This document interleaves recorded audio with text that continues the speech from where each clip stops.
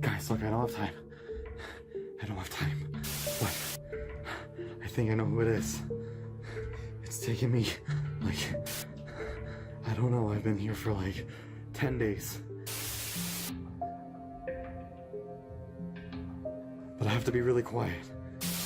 Because it's Toru. It's Hagakure, I swear on my life. It's this, it's in these books. It's in these books, I promise.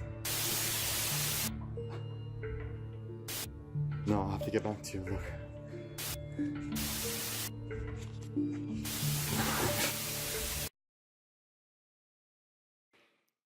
But Noah, Hagakure is the most obvious one.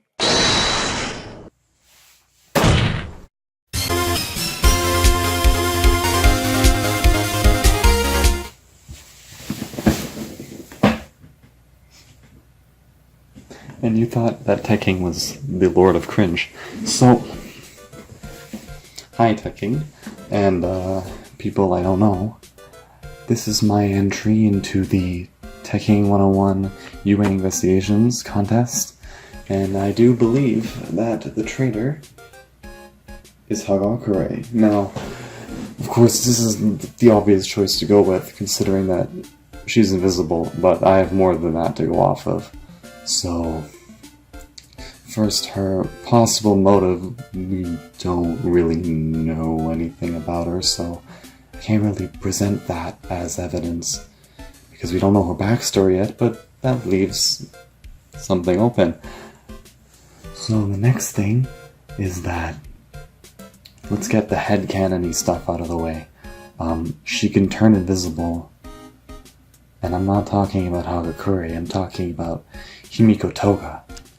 And Toga could be related to Hagakure? But again, that's the headcanon stuff. So let's get into the actual stuff here. So we don't know how she passed the entrance exam and her quirk, as well, in Volume 2, when we get her character page, we don't really get anything. He doesn't really say anything. However, in Volume 12, we do get a glimpse that she can control light, and that was something that was just, pretty cool. I'll get back into that later. But for now, let's get into some good stuff. Don't mind the volume that just fell on the floor. So, in the chapter Do Your Best, Ida, in Volume 2, we got the students voting, and at first this didn't really say anything, but we know that the other people who voted for Izuku are Ochako and Ida, and we know that the other person who voted for Momo is Shoto. And if you can't look at the other names, Hagakure is not one of them, which means that Hagakure was not there on that day, which happens to be the same day that Shigaraki let the media into the UA High School, creating the perfect opening for the schedule to be stolen. Now, another thing is that she was conspicuously absent in USJ, that being this page right here, where we see that she is gone. Now, she does claim to have been next to Todoroki, which is kind of suspicious for this reason. In the panel, she does claim that she was in the landslide zone with Todoroki, but Todoroki likely would have frozen her if that was the case. Now, right here, before they're all teleported, you can see that the people who were teleported together were already together. That's like right here. We have these three teleported together, the middle group all teleported together. Up here, Kirishima and Bakugo teleported together. Momo, Jiro, and Kaminari teleported together. But Todoroki is right here and Hagakure's gloves are up here, and Todoroki backpedals. And if they were on the opposite sides of each other, I don't really see why she would have ended up with him. So that's kind of suspicious. Now we get to... This was brought up by Tekking actually in his 1A video, but Hagakure does bring up the idea that let's all go shopping together. Now, considering that they all go and Deku ends up running into Shigaraki, that is a bit suspicious. Although it could have just been played off as pure coincidence. So now let's get into the juicy stuff, the camp arc. Now, in the camp arc, right before the attack on the night previous, we see that Hagakure,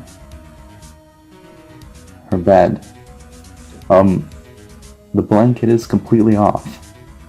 And, well, it's just a silhouette. Now, I don't know about you, but I don't know anyone who sleeps with their hands crossed over their chest, or the fact that she's completely naked in this shot. It's more likely that she's just not in the bed. Also, there's this whole thing, but the light novel confirms that this right here is Kaminari, and Ida is missing from his bed.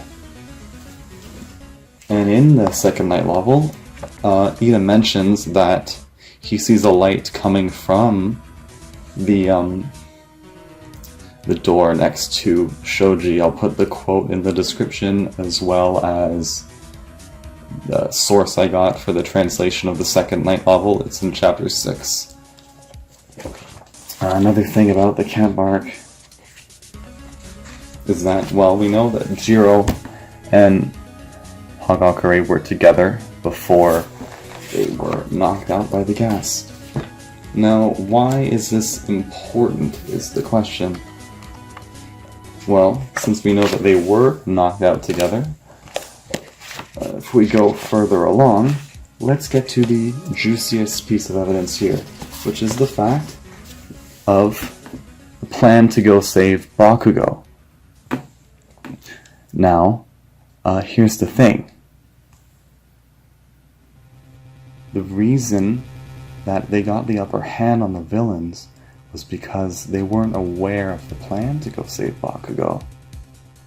But if Class 1A was there when they discussed it, how come the traitor didn't inform them of the plan, and why were they caught off guard?